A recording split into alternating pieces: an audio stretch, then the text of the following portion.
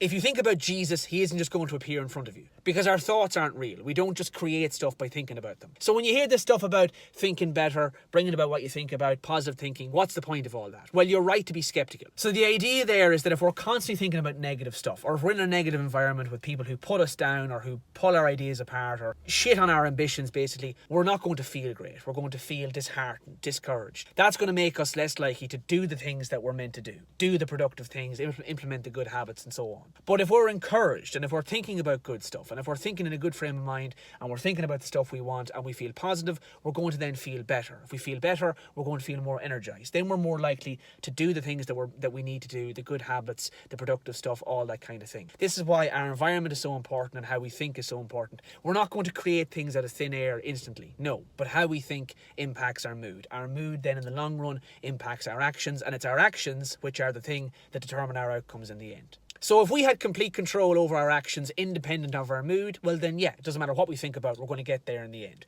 But as humans, as emotional beings, we need to have our thoughts right, to then have our mood right, to then have our actions right. So there's kind of a downstream kind of impact there.